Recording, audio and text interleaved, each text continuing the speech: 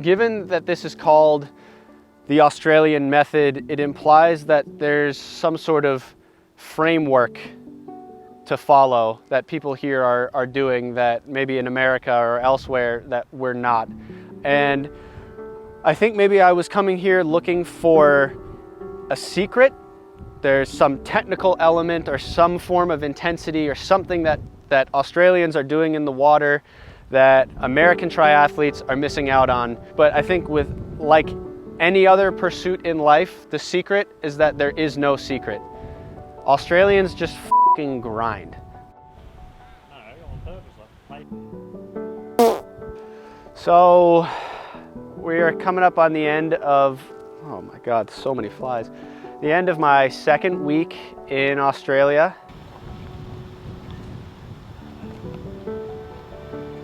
Exercise-wise, which is why everyone is here, I swam. We'll wait for him to finish. More interesting things we did this week. On Tuesday, for whatever reason, I forget who came up with it, we did a handicapped bike time trial. Got 9 hours of sleep last night, 9:30 to 6:30. And no training all yesterday afternoon. It was just 7K swim in the morning. A little lift, which means I got the testosterone flowing, which means I'm even more recovered. So I have no excuses, except for that Aero helmet is too big, so I have to wear a road helmet. That's one excuse. Chloe's wearing calf sleeves. I don't have them. That's another excuse. I have a gator skin on the front because my Conti GP punctured sidewall tear on day 1, so that's another excuse. Australians don't use dryers.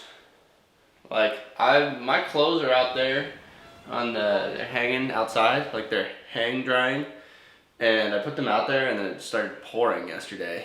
And then I went out there this morning and like half of them were on the ground, and Chloe was like, "Oh, you don't use pegs, huh?" I'm like, no, I've never hung my clothes outside because I'm American. It's been really tough here for me. How do you even dry your clothes here in the winter? I mean, it's summer and my clothes are still not dry. It's been like 24 hours. All right, let's get some interviews.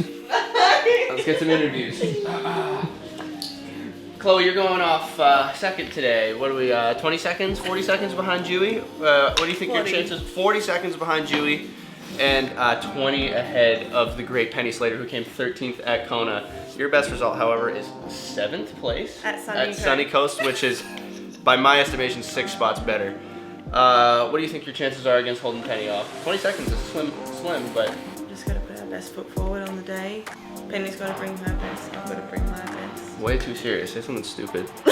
Say like, I'm gonna slash her tires. I'm gonna slash the out of her fucking stupid 13th at Kona tires.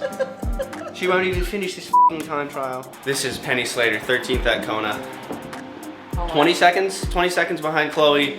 She was really nice and said, "Oh, we gotta put our best foot forward." Are you gonna her up or what? My main aim is to you up, and then if that Chloe's collateral damage, then yeah. Ari, late again. We'll be waiting another 5 minutes. Alright, sorry kitty, I gotta go.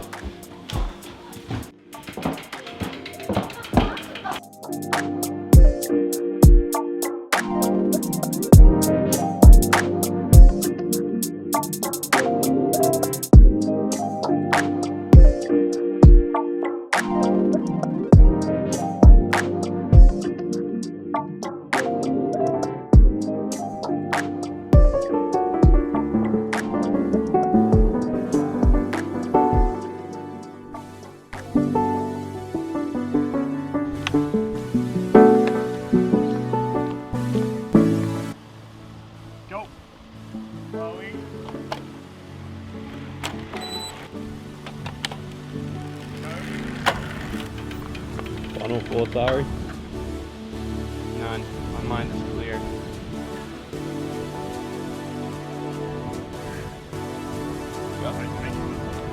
Is that it?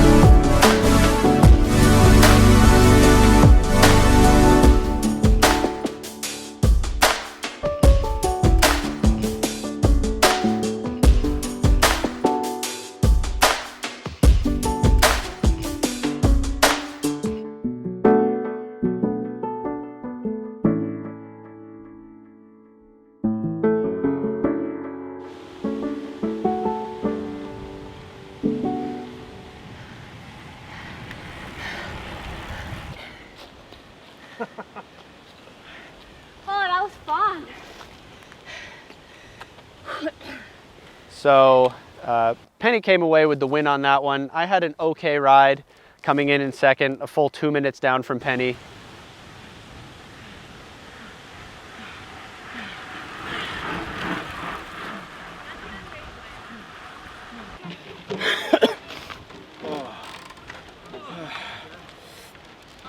That gator skin cost me 90 seconds. Probably. God, that just felt so slow. Oh, well, Ari thought that he needed 3.5 minutes at a maximum to catch me on the TT, and it was quite funny because I only rode 90 seconds slower than him, and I was faster than him in pretty much all the sections. So no, that was good, and he got a bit of some humble pie, and now we get to give him a bit of shit for not really being that good at TT on a hilly course. So 13.6 miles, 35:20, average 23.1 miles per hour. So that is what, 37 k's an hour. 750 max, 346 normalized. 836 feet of climbing. If I could do that for a 70.3 later this year, that's great. 350. I think one of the most foreign things coming from the American triathlon culture is how often I've raced this week. I think I've normally been taught to reserve all-out efforts across any of the disciplines for a race, whether it's physical or mental. Maybe you have a limited number of maximal efforts that you can do in a season or a year or a lifetime. But every single day in the water and in the TT, I have been racing Penny and Chloe and whoever else has shown up to the sessions. So that started on Tuesday with the time trial. We had a 3-loop, very, I don't know what the word is. It had every element that you would want in a time trial. It had a very steep, punchy climb. It had a twisty, kind of sketchy descent. It had some flats, it had some corners, and it ended on a 3.5 to 4 minute climb. So that was a really good test of my time trialing and bike fitness, which I give myself probably a C-. It wasn't great, it was okay. I think I paced it decently. But Penny came away with best on ground by a lot for that one. She put, I think the handicap was 3.5 or 3:45, and she came in more than 2 minutes ahead of me. So that was an all right performance, but I think just getting into the mindset of it's okay to go maximal. And I ran off the bike too. I had a pretty hard 10 by 1 minute off the bike as well. So just getting into the mindset of just do what you can every day. You don't have to worry about whether you're hitting PB numbers. It's consistency over perfection. We started the day with a 4-hour ride where all of us kind of felt like crap. My mindset was let's just be aero time trial so we can get this done as quickly as possible. None of us really said anything to each other because I think we all kind of didn't feel great.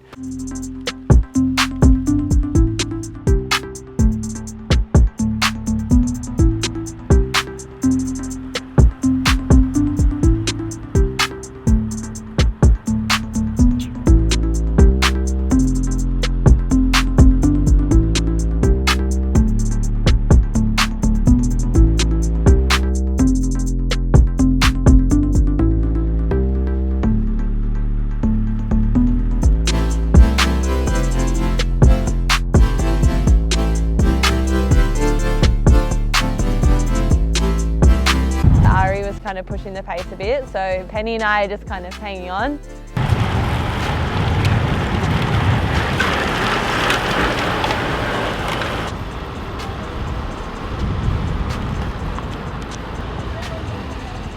So we have to go on a dirt road, and if you've ridden with Ari at all while you're here, anytime there's a bit of gravel, he's like, gravel, gravel, watch out! And he pretty much nearly always slides out. So I thought he was a goner on the gravel section, but it was fine and it was hard packed. And he's like, oh, those sandy sections were a bit hard, weren't they? I was like, what, were they?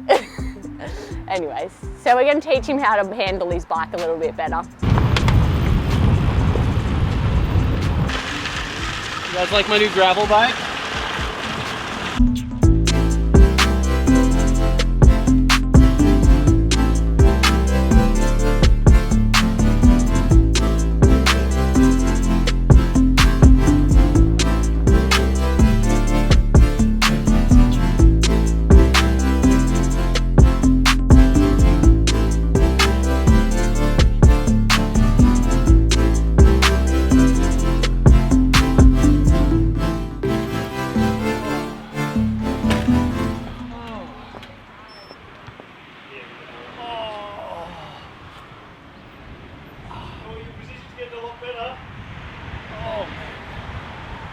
Okay, 79 miles, which is 126, 127 Ks. 20.1 miles an hour, 20.2 miles an hour. That's 32 Ks an hour, 32 point something Ks an hour. 3 hours, 54 minutes. Average power, 200 watts. Maximum power, 1,006 watts. Hit 80 Ks an hour somewhere in there, 49.3. I'm telling you guys about the workout, but I'm also practicing my conversions. Oh, God, I'm sore. Good ride, though. Very nice ride. A lot of TTing. I haven't time trialed that much since a long time, a couple months.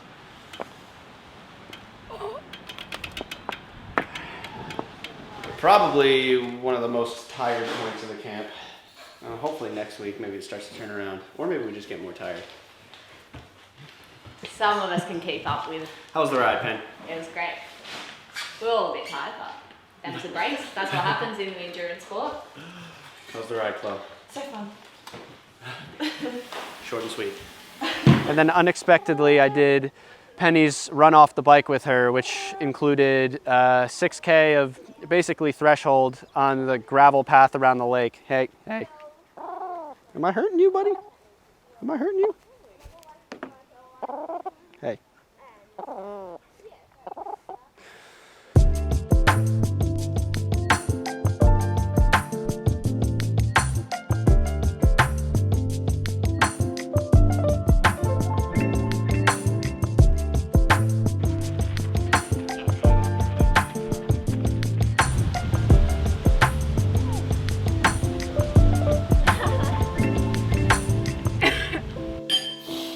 Lunch, 100 grams of carbs, 25 grams of fat, 35 grams of protein. Aim to include 2 fists of leafy greens. Consume within 60 minutes after session. Alright, so let's see.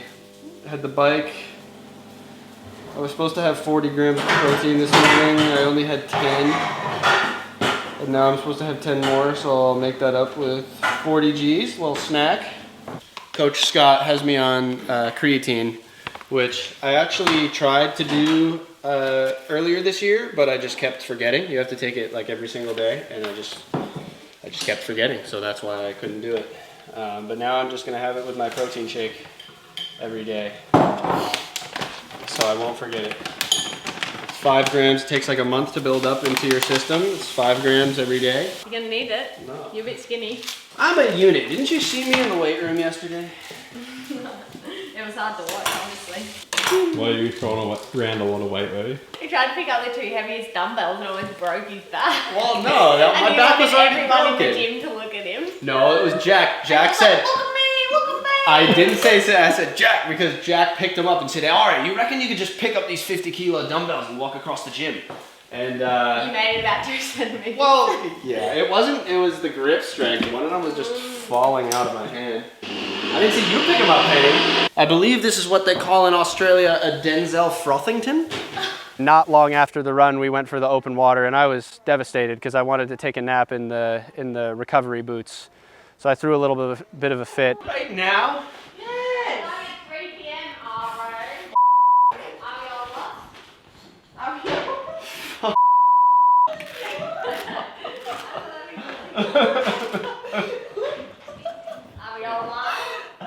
I was so ready to get relaxed and I'm so ready to. Can I read a couple chapters of The Way of Kings?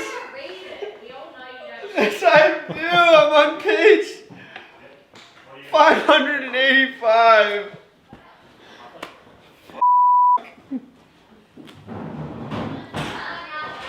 Coach.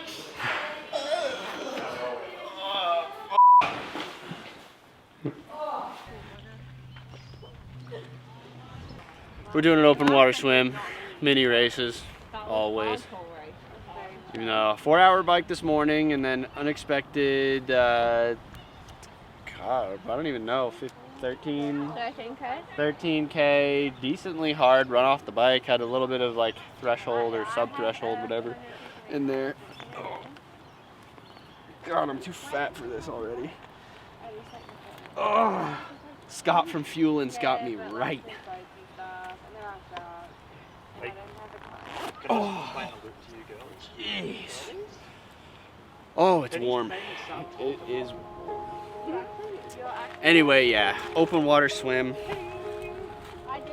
Jack's gonna make up the races on the spot. Oh, that's his neck. His neck. Oh, God.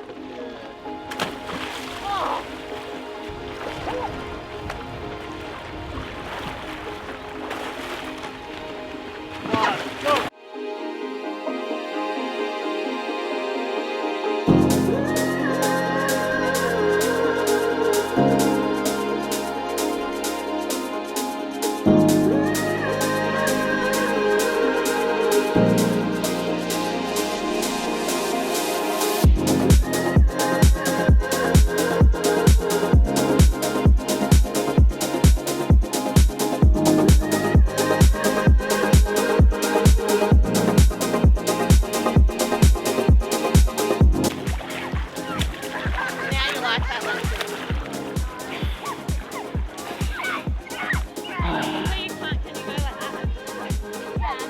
Had that stroke, Ari.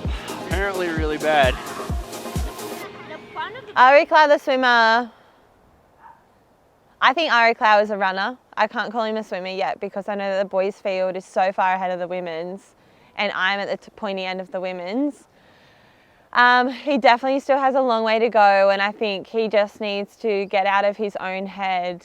And I think triathletes focus on the technical parts and, you know, where they place their hand and how their hand is formed. And I think, yes, that's important, but at the end of the day, you just got to flatline the swim, and he just needs to get in the water, make friends with the black line for 2.5 hours every day.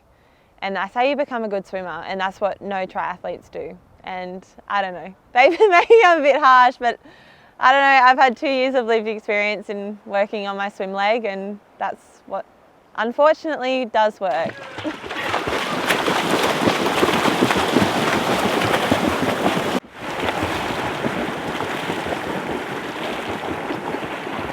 I was with you and you just kept holding on until he broke. It was perfect. Yeah, Hannah Berry. Yeah. Sorry, don't put that on.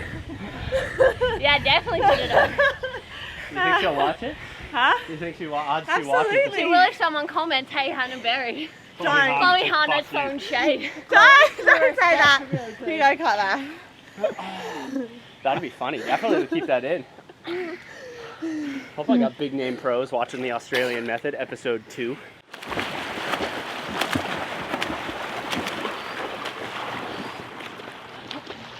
Well done. Come on, go!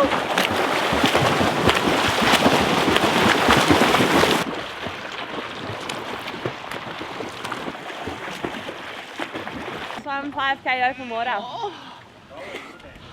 Yeah. I've got 4.9 with stop. Good swim.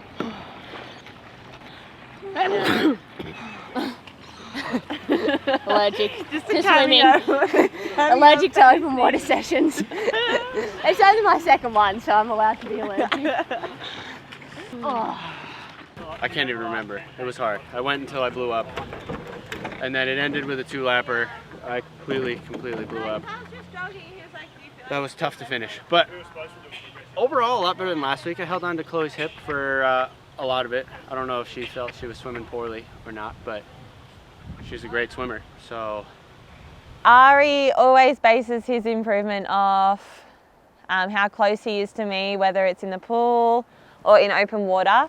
And so he gets a bit of a confidence boost when he's only like 30 seconds behind as opposed to a minute. I 100% think that if Chloe wanted to absolutely gap the out of him, she would. So, yeah. I do like, if you're going to do 6Ks, I do 12, about 1K of warm up at least. So 1250 or 100, 600. 100 easy. You want to help write the set pen? 100 kick. Oh, 100 kick. It's good for you need a kick. 4x75. 400, 500, 600. So that is. 200s, he hasn't done 200s. Yeah. We haven't done 200s this whole camp, have we? No, we barely touched them. What do you do on the trainer? I'm music and Zwift. I listen to podcasts, Do you? audiobooks. But then when I was doing the hard stuff, I put on music. Yeah. Doof, doof. Yeah. Do it again, keep going. Doof, doof. Wait. Let's go.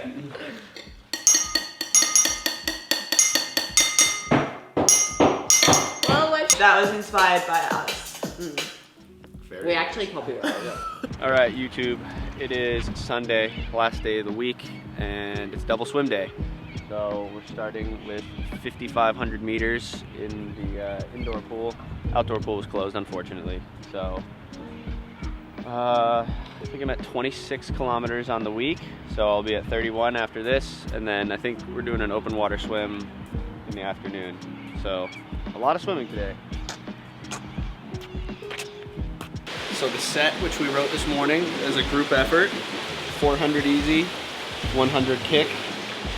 4x150 as 50 easy, 50 medium, 50 hard on 3 minutes. Then another 100 kick while it's warm up. The main set is 2 rounds of 4x200 as 25 hard, 75 strong times 2. Then 3x100 hard on 2 minutes and 400 paddles, so that twice through. And 8x50 hard on a minute, 2x50 kick hard, 800 easy. And that's 5,500 meters. As it is just the first swim of 2 and the end of a very intense week. Got 210 grams of carbs. I probably won't have all of it, but 2 bottles and some gel. Just going overkill on the carbs.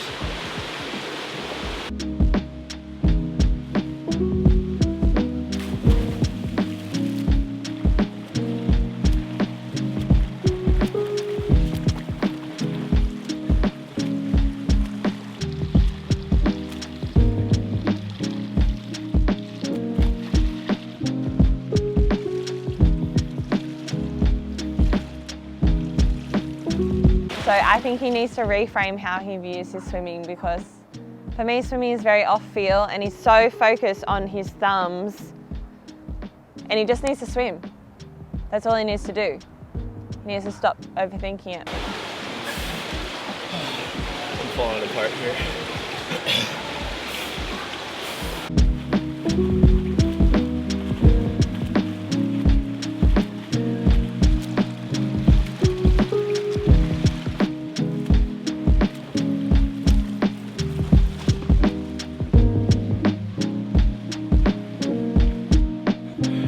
Okay, not 112s.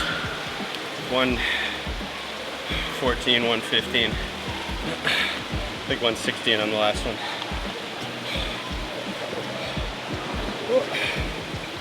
Oh well.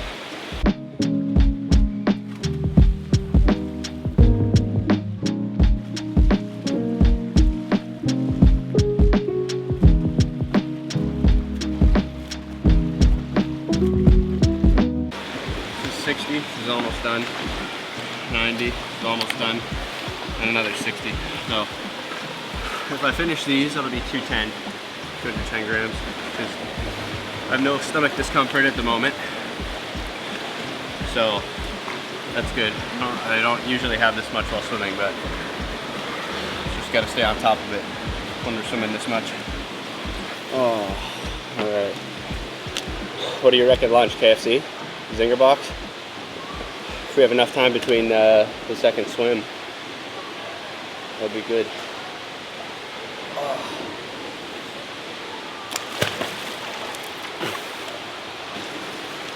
Australians just f***ing grind. They just know how to f***ing grind. I can't tell you how many times I have been working out this week where maybe in the past I would have said, oh, I just don't have it today. There's no point in doing a session. It's too much. I'm overtraining, I'm overreaching. This isn't giving me the benefit. And I've just kept going. And maybe that's the heart of the Australian method, is that it's not detail oriented or trying to be precise about what your lactate or what your heart rate is or trying to be in some exact training zone. It's just fucking grinding and wrapping your head around the amount of work that you're gonna have to do to get where you wanna go. 24 hours later, and we are back. 5,500 meters this morning. Just finished about 2 hours ago, 2.5 hours ago. But I had a precision caffeine gel, so I'm ready to go again. Depending if we swim for an hour, I'll be at about 36K for the week, so it's another pretty solid week. I think that'll put the 2-week total at 79,000 meters.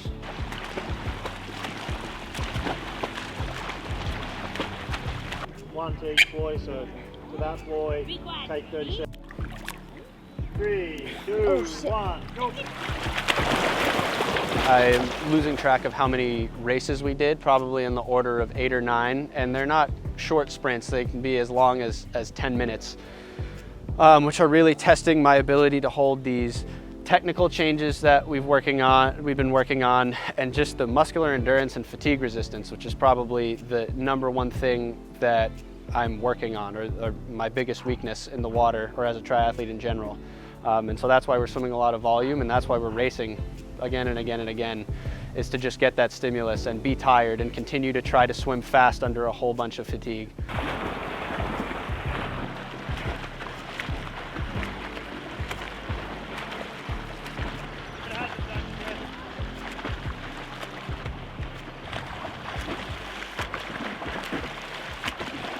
All right, so second open water swim in 2 days. I think that's about 16,000 meters in the last 24 hours, and that is by far the best I've held up. I think earlier in the week I was like tanking, completely tanking, and then took a rest day on, well, not a rest day, but just only bike and run on Thursday, and then felt, I don't want to say I felt great, but I have been the closest to Chloe that I have been since camp has started. So, and that's the metric that I'm using, is, you know, chasing her around all camp. How close can I get? So, yeah, that was good. Especially after this morning, I kind of blew up in the pool swim a little bit on the second half. So I kind of thought I was in for it, but I felt good. The last couple sprints were tough.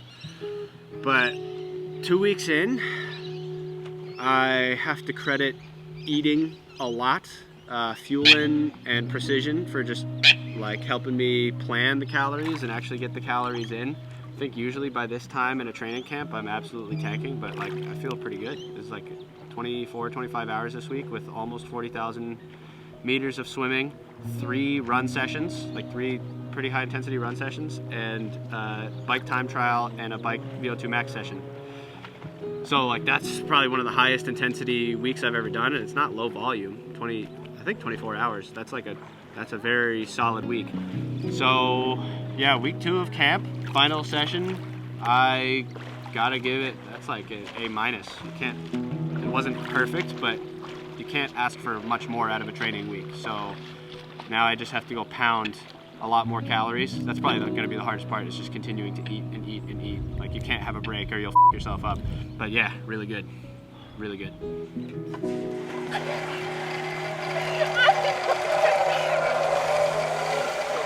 no, run up.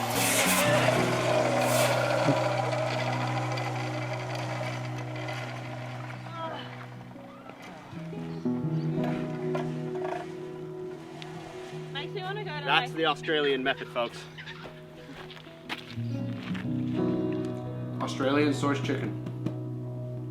Thank you to Colonel Harlan Sanders, the great-grandfather of beloved triathlete Lionel Sanders, for this beautiful zinger box.